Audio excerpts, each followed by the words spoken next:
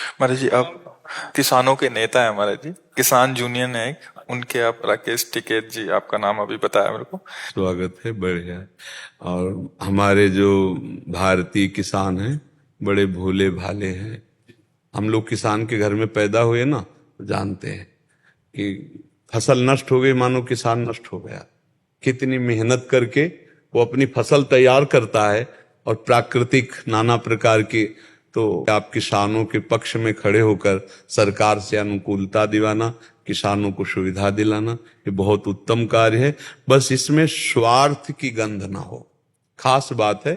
अगर हम स्वार्थ में कपट होती कि हम बात आपकी प्रीता की कर रहे हैं, लेकिन उसमें मेरे स्वार्थ की पूर्ति की बात है, तो फिर वो परमार्थ नहीं रहेगा।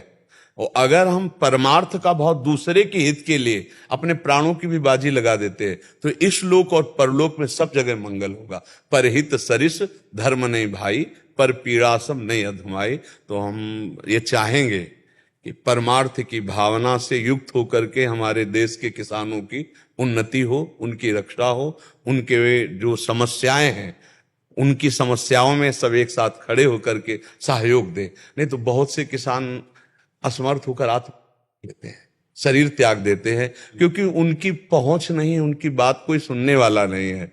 4 बीघा खेती उसी से तैयार किया, फसल नष्ट हो गई, तो अब वो सोचते हैं कि मेरे जीवन का अगर 4 सपोर्ट देने वाले हैं तो फिर आगामी वो उत्साह से युक्त हो जाएंगे। और अगर किसान को सपोर्ट न मिले तो पूरे हर व्यक्ति के तुम रुपया नहीं खाओगे, खाओगे तो अन्न ही ना। हम कह रहे 50 लाख रुपया महीना कमाते तो रुपया खाओगे, खाओगे दाल रोटी, और दाल रोटी पैदा करता किसान। और उसकी अगर सुविधा नहीं बनी, उसकी व्यवस्था नहीं हुई, उसको सपोर्ट नहीं हुआ, तो तुम सोना चांदी नहीं खाओगे, रुपया नहीं खाओगे, दाल रोटी खाओगे, चावल खाओगे। और वो किसान पैदा कर रहा है। तो भारत की मुख्य जड़ ये किसान है, जो प्राणों का पोषण होता है, और प्राणों का पोषण करने वाला अन्नदाता किसान है, और उसकी तरफ प्रायः सबकी दृष्टि नहीं रहती। तो बहुत उत्तम है कि आप लोग निस्वार्थ भाव से आगे बढ़कर किसानों को जागृत करें, उनका आत्म उत्साह प्रबल करें, वो कभी ऐसी परिस्थितियों में अपने शरीर को न नष्ट करें, एक दूसरे का सहयोग करके उनको पुष्ट किया जाए। क्योंकि अगर संसार में सही पूछो तो भगवान के बाद दूसरा अन्नदाता किसान ही है, जो रात रात भर गेहूं में पानी लगाता है, ठंडी में जब कोई रजाई से नहीं निकलता, और वो गेहूं कम पैसे में बिक करके बड़े बड़े लोग खाते पीते हैं चैन से। और उसका बेचारे का जो हालत होता है कि सिंचाई, खाद, पानी, लड़का बच्चा की पढ़ाई, और उसके बाद भी अगर कहीं प्रकृति विपरीत हो गई तो अन्न का भाव नष्ट।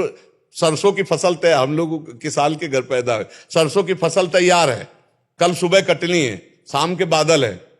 अब ऐसे ऐसे प्राण हो रहे हैं कि अगर पानी गिरा और सुबह की जे ही सूर्य किरण निकलेगी, सब सरसों बर्बाद हो जाएगी। हाँ, तो किसान को सपोर्ट देना बहुत बड़ी बात है, क्योंकि भगवान के बाद अन्नदाता किसान ही है।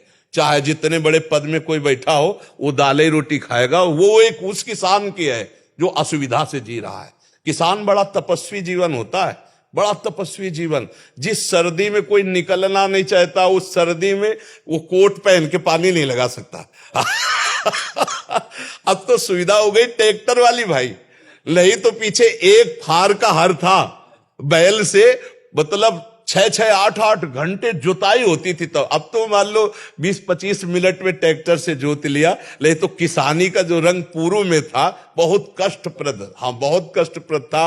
अब तो सब सिंचाई की सुविधाएं हो रही। तो आप हमारे भारत के किसानों को जागृत करें। बात ये देखनी है कि हमारे किसानों को सुख मिले, उसमें हमारा कोई स्वार्थ पर्सनल ना हो, हमारा कोई नाम रोशन या जगत प्रीति की, यश कीर्ति की भावना ना हो, किसान की प्रीता की भावना हो, क्योंकि किसान से ही सब कुछ है। ये हम पक्की बात बता रहे हैं। देश जो है गोविंद जी, ये ऋषि और कृषि प्रधान देश है। जी जी, बिल्कुल बिल्कुल। इसी परंपरा को अगर छेड़खानी होगी जी, परेशानी आ जाएगी। हाँ बिल्कुल।